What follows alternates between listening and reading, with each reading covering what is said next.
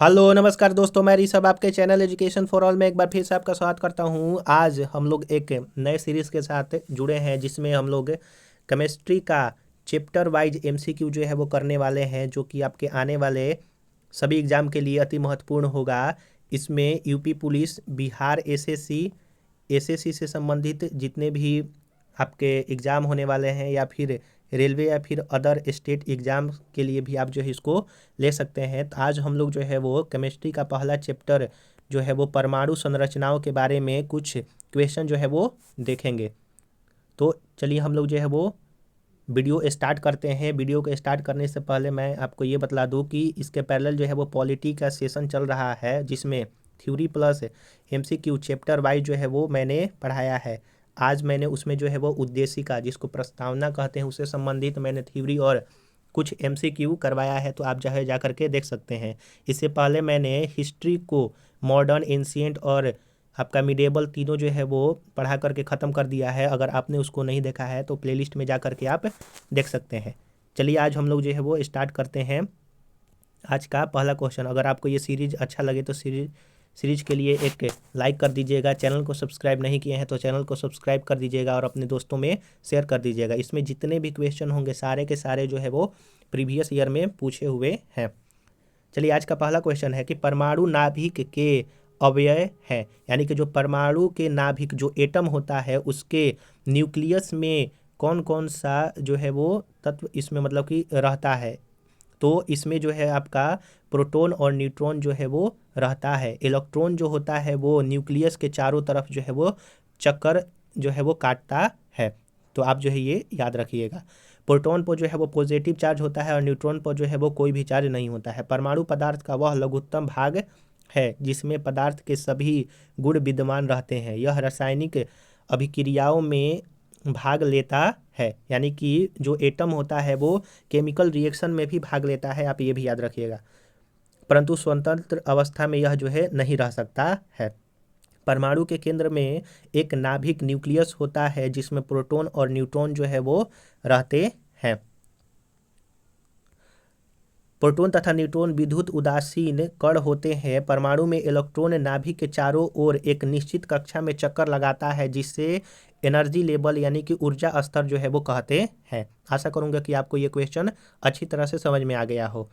Question number 2 है कि आणविक संरचना के बारे में निम्नलिखित में से कौन सा कथन सही है।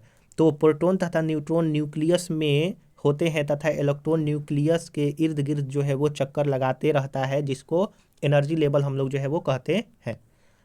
अगला क्वेश्चन है, क्वेश्चन नंबर 3 है कि एक परमाणु के केंद्र का धनावेशित हिस्सा कहलाता है। जो एक परमाणु है उसके केंद्र का जो धनावेशित हिस्सा कहलाता है उसको क्या कहते हैं। जो कि पॉजिटिव जिसमें चार्ज रहता है तो उसको न्यूक्लियस जो है वो कहते हैं, क्योंकि न्यूक्लियस में जो है वो प्रोटॉन और न्यूट्रॉन रहते हैं। एक परमाणु का केंद्र धनावेशित हिस्सा या न्यूक्लियस कहलाता है। न्यूक्लियस परमाणु का केंद्रक होता है। परमाणु के नाभिक में प्रोटॉन तथा न्यूट्रॉन अवस्थित होते हैं, जिसे न्यूक्लियॉन भी कहते हैं।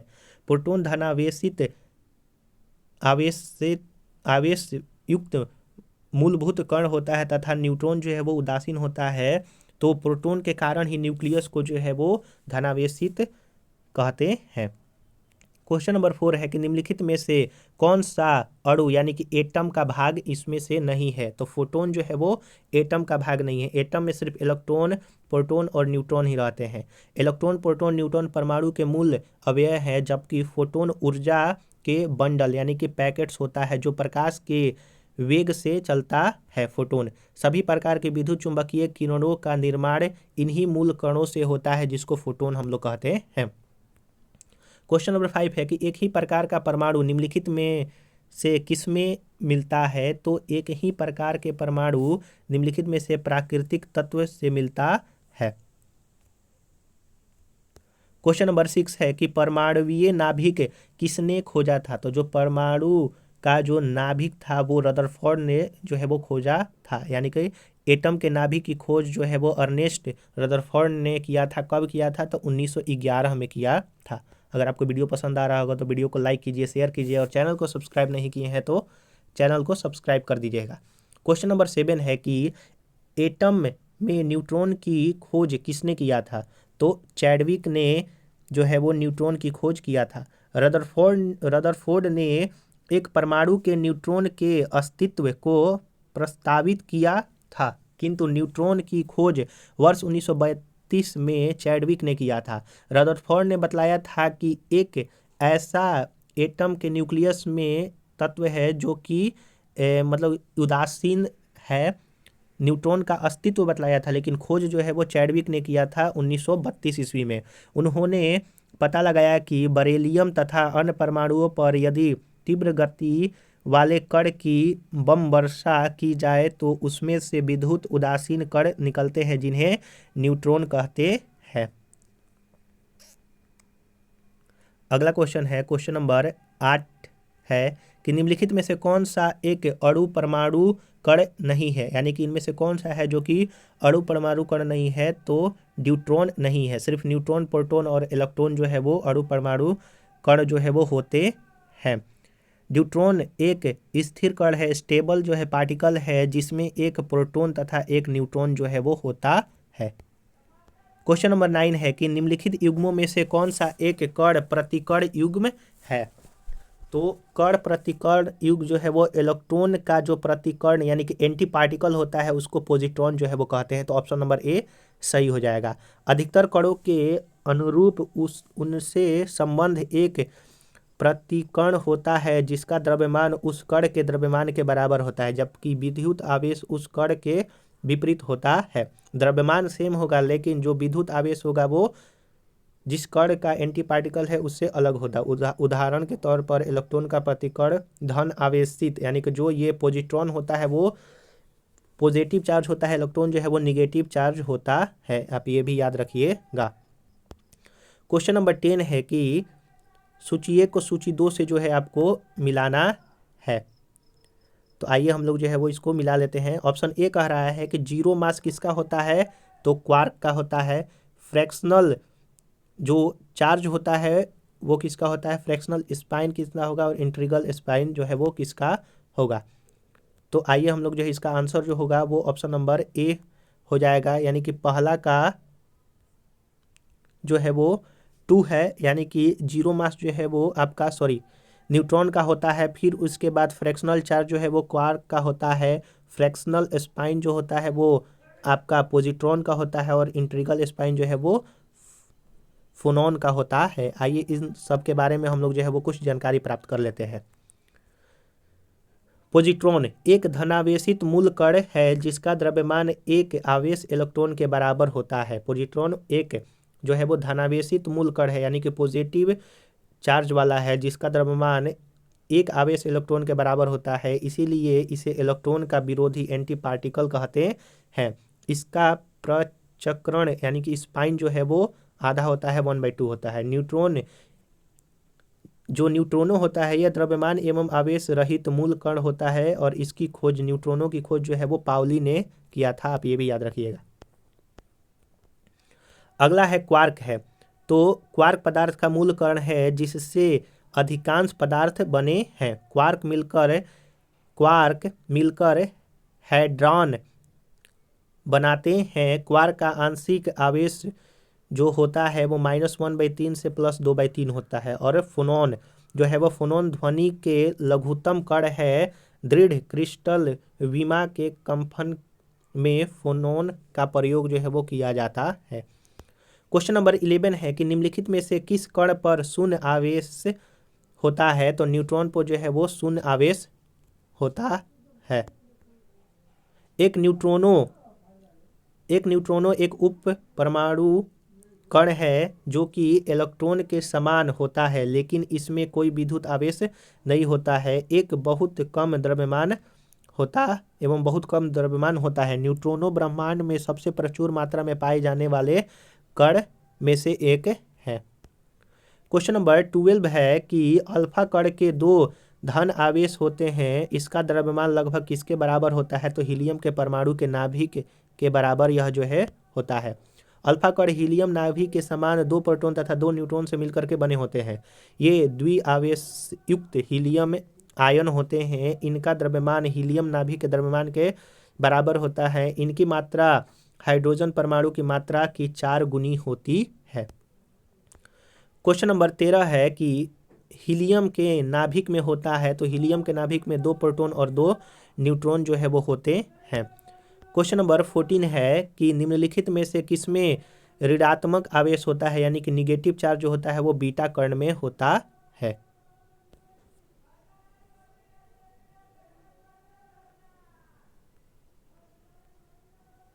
देखिए, अल्फा किरण अल्फा कणों से बनी होती है जो धनावेशित हीलियम नाभिक होती है। बीटा कण जो है वो उस पर निगेटिव चार्ज होता है, और गामा किरण पर जो है वो अनावेशित यानी कि इस पर चार्ज नहीं होता है। गामा विद्युत चुंबकीय जो है वो तरंगे होती है।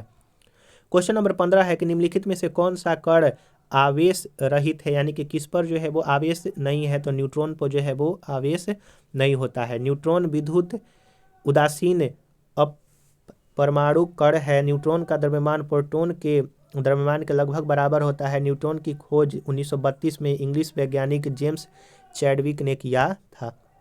क्वेश्चन नंबर 16 है कि परमाणु के कक्षों को भरने का क्रम नियंत्रित होता है, तो वो आपका अफबाहु सिद्धांत के द्वारा जो है वो कक्षों को भरा जाता है। अफबाहु एक जर्मन शब्द है जिसका अर्थ होता है निर्माण। यह नियम तत्वों के इलेक्ट्रॉनिक विन्यास लिखने की एक आसान विधि प्रदान करता है। इसके अनुसार इलेक्ट्रॉन सर्वप्रथम निम्न ऊर्जा स्तर में जाता है। जब यह ऊर्जा स्तर पूर्ण भर जाता है तब इलेक्ट्रॉन इस ऊर्जा स्तर से उस उच्च ऊर्जा स्तर में जाते हैं। इस प्रकार यह क्रम चलते रहता है। अफबाहु सिद्धांत पाउली के अपवर्जन नियम और हुंड के मैक्सिमम मल्टीप्लिसिटी नियम तथा कक्षकों की तुलनात्मक ऊर्जाओं पर आधारित है। क्वेश्चन नंबर 17 है कि रासायनिक तत्व के अणु के संदर्भ में चुंबकीय क्वांटम संख्या का संबंध है, तो अभिविन्यास से। रासायनिक तत्व के अणु के संदर्भ में चुंबकीय क्वांटम संख्या का संबंध इलेक्ट्रॉन कक्ष के अभिविन्यास से है। प्रिंसिपल क्वांटम संख्या कक्ष के आकार और ऊर्जा को, एजीमुथल क्वांटम संख्या कक्ष की त्रिविमीय आकृति तथा स्पिन क्वांटम संख्या कक्ष के इलेक्ट्रॉनों के चक्रण को जो है वो बतलाती है। एक बार फिर से देख लीजिएगा, जो प्रिंसिपल क्वांटम संख्या होता है वो कक्षा के आकार और ऊर्जा को बतलाता है। एजीमुथल क्वांटम संख्या जो है वो कक्षा की त्रिविमीय आकृति के बारे में बतलाता है, और स्पाइन क्वांटम संख्या जो है वो कक्षा में इलेक्ट्रॉनों के चक्रण के बारे में बतलाता है। क्वेश्चन नंबर 18 है कि जिस तत्व के परमाणु में 2 प्रोटॉन 2 न्यूट्रॉन और 2 इलेक्ट्रॉन होते हैं उसका द्रव्यमान जो है वो कितना होगा, तो 4 होता है। और यह कौन सा तत्व होता है, तो हीलियम होता है। किसी तत्व के द्रव्यमान संख्या उनके नाभिक में उपस्थित प्रोटॉन और न्यूट्रॉन के बराबर होता है। यानी कि जो द्रव्यमान संख्या जो है कैसे निकालते हैं, एटॉमिक नंबर कैसे निकालते हैं, तो नाभिक में जितने प्रोटॉन और न्यूट्रॉन एटॉमिक मास कैसे निकालते हैं, तो नाभिक में जितने प्रोटॉन और न्यूट्रॉन मौजूद होते हैं उससे निकलता है द्रव्यमान संख्या। और एटॉमिक नंबर कितना होता है, तो नंबर ऑफ प्रोटॉन या फिर नंबर ऑफ इलेक्ट्रॉन के बराबर जो होता है एटॉमिक नंबर होता है। एक तत्व में इलेक्ट्रॉन और न्यूट्रॉनों की संख्या 18 और 20 है, तो इस तत्व के द्रव्यमान संख्या कितना होगा, तो 38 हो जाएगा। जिस न्यूट्रॉन और इलेक्ट्रॉन को जोड़ देंगे तो उसका जो है वो द्रव्यमान संख्या निकल जाए। किसी तत्व के परमाणु के नाभिक में उपस्थित प्रोटॉन और न्यूट्रॉन की संख्या का योग परमाणु के द्रव्यमान की संख्या कहलाती है। उल्लेखनीय है कि परमाणु के इलेक्ट्रॉनों की संख्या प्रोटॉनों की संख्या बराबर होती है, जिसके कारण परमाणु में विद्युत उदासीन होता है। तो प्रश्न के अनुसार जो द्रव्यमान संख्या होता है वो प्रोटॉनों की संख्या और न्यूट्रॉनों की संख्या के बराबर होता है, तो 18, 20, 38 हो जाएगा। यहाँ पर इलेक्ट्रॉन दिया है तो इलेक्ट्रॉन जो है वो प्रोटॉन के बराबर ही होता है किसी भी परमाणु में। क्वेश्चन नंबर 20 है कि प्लूटोनियम 94 Pu 242 में नाभिक में न्यूट्रॉनों की संख्या कितनी होती है, तो न्यूट्रॉन की संख्या जो है वो जो एटॉमिक मास दिया हुआ है और जो एटॉमिक नंबर दिया हुआ है उसको माइनस कर लेने पर जो है वो आपका आ जाएगा, आपका न्यूट्रॉनों की संख्या तो 148 सही हो जाएगा। देखिए, द्रव्यमान संख्या माइनस प्रोटॉनों की संख्या जो है वो निकल जाता है। क्वेश्चन नंबर 21 है कि परमाणु जिनमें प्रोटॉनों की संख्या समान परंतु न्यूट्रॉनों की संख्या भिन्न होती है क्या कहते हैं, यानी कि जिसमें प्रोटॉनों की संख्या तो समान होगी, यानी कि एटॉमिक नंबर जो है वो सेम होगा, न्यूट्रॉनों की संख्या जो है वो अलग होगा, यानी कि एटॉमिक मास अलग होगा, उसको समस्थानिक कहते हैं, आइसोटॉप्स कहते हैं। देखिए, एक ही तत्व के परमाणु जिनकी परमाणु संख्या समान किंतु द्रव्यमान संख्या भिन्न भिन्न होता है उसे आइसोटॉप्स कहते हैं। किसी तत्व के विभिन्न समस्थानिकों के परमाणु संख्या समान होने के कारण यह है कि उनके नाभिकों में प्रोटॉनों की संख्या समान होती है किंतु न्यूट्रॉनों की संख्या भिन्न भिन्न होती है, जिसके कारण उनकी द्रव्यमान संख्या अलग अलग होती है। क्वेश्चन नंबर 22 है कि समस्थानिक होते हैं जिनमें परमाणु भार भिन्न होता है, यानी कि जो मास होता है वो भिन्न होगा लेकिन क्रमांक सेम होगा। जैसे देखिए, हाइड्रोजन के जो है वो 3 समस्थानिक होते हैं, एक H1 एक 1 और 2 और एक 3 और 1 होता है। तो यह जो है 3 इसके हाइड्रोजन के आइसोटॉप्स कहलाते हैं, जिनमें आपका एटॉमिक नंबर तो सेम है लेकिन जो परमाणु संख्या द्रव्यमान है वो आपका अलग अलग है, आप ये याद रखिएगा। 23 नंबर क्वेश्चन है कि किसी परमाणु नाभिक में आइसोटॉप्स वह होता है जिनमें प्रोटॉनों की संख्या वही रहती है परंतु न्यूट्रॉनों की संख्या अलग अलग होती है। निम्नलिखित में से सम न्यूट्रॉनिक कौन सा होता है? सम न्यूट्रॉनिक उस तत्व को कहते हैं जिनमें न्यूट्रॉनों की संख्या जो है वो बराबर होती है। भिन्न भिन्न तत्वों के परमाणु जिनमें न्यूट्रॉनों की संख्या बराबर होती है उसको सम न्यूट्रॉनिक या फिर आइसोटोन कहते हैं। तो इसमें जो द्रव्यमान संख्या दिया हुआ है, जो एटॉमिक नंबर दिया हुआ है, उसको माइनस करने पर सभी में न्यूट्रॉनों की संख्या बराबर होनी चाहिए। देखिए ऑप्शन नंबर ए में जैसे 6 और 12 है तो 12 में से 6 जाएगा तो 6 बचेगा न्यूट्रॉन, फिर ये 7 बचेगा और ये 8 बचेगा, तो इसमें न्यूट्रॉनों की संख्या बराबर है तो नहीं है, तो ये गलत हो जाएगा। ऑप्शन नंबर बी अगर देखते हैं तो ये 12 में से 6 जाएगा, 6 बचेगा, ये 7 बचेगा और ये जो है आपका 18 में से तो 9 बचेगा, तो इसमें भी जो है सेम नहीं हुआ, तो ऑप्शन नंबर बी भी सही नहीं होगा। ऑप्शन नंबर सी में जो है अगर देखते हैं हम लोग तो 14 में से 6 जाएगा तो 8 बचेगा, यह जो है 7 बचेगा, तो यहाँ पर भी अलग हो गया। लेकिन ऑप्शन नंबर डी में अगर देखेंगे तो 14 में से 6 जाएगा 8 बचेगा, 15 में से 7 जाएगा तो 8 बचेगा और 16 में से 8 जाएगा तो 8 बचेगा, यानी कि इसमें न्यूट्रॉनों की संख्या जो है वो बराबर हो गई, तो इसीलिए ऑप्शन नंबर सी डी जो है वो सही हो जाएगा। न्यूट्रॉनों की संख्या निकालने के लिए द्रव्यमान संख्या माइनस प्रोटॉनों की संख्या जो है वो निकालते हैं। क्वेश्चन नंबर 25 है कि रेडियो एक्टिव मापी जाती है तो गाइगर काउंटर विधि द्वारा रेडियो एक्टिव मापा जाता है। गाइगर काउंटर को गाइगर मूलर काउंटर के नाम से भी जाना जाता है। यह एक प्रकार का कण सूचकांक है जिसका प्रयोग आयनित कणों की मापने के लिए किया जाता है। इस उपकरण के द्वारा नाभिकीय विकिरण के उत्सर्जन का पता लगाया जाता है। 26 नंबर क्वेश्चन है कि रेडियो एक्टिव का आविष्कार किया था, तो रेडियो एक्टिविटी का आविष्कार जो है वो आपके बेकरल साहब ने किया था। अंटोइन हेनरी बेकरल एक फ्रांसीसी जो है भौतिक शास्त्री थे जिन्होंने सर्वप्रथम 1896 में रेडियो एक्टिविटी की खोज की थी। यह खोज इन्होंने स्फुरदीप्ति पदार्थ के अध्ययन के दौरान जो है वो किया था। तो हम लोगों का यहाँ पर परमाणु संरचना से संबंधित 26 नंबर क्वेश्चन तक दिया हुआ था जो कि ख़त्म हो गया है और सारे के सारे प्रीवियस ईयर में पूछे गए हैं। अगर आपको ये वीडियो अच्छा लगा होगा तो वीडियो को लाइक कीजिएगा, अपने दोस्तों में शेयर कीजिएगा और चैनल को सब्सक्राइब नहीं किए हैं तो चैनल को भी सब्सक्राइब कर दीजिएगा, क्योंकि अभी अगले महीने जो है वो यूपी पुलिस होने वाला है, फिर बिहार पुलिस भी होने वाला है, फिर उसके बाद एसएससी की एग्ज़ाम बहुत सारे आने वाले हैं, तो आप इसके लिए आप जो है लाभ ले सकते हैं। इसके पैरेलल जितने भी वीडियो चल रहे हैं, सीरीज चल रहा है, आप जो है प्लेलिस्ट में जा करके देख सकते हैं।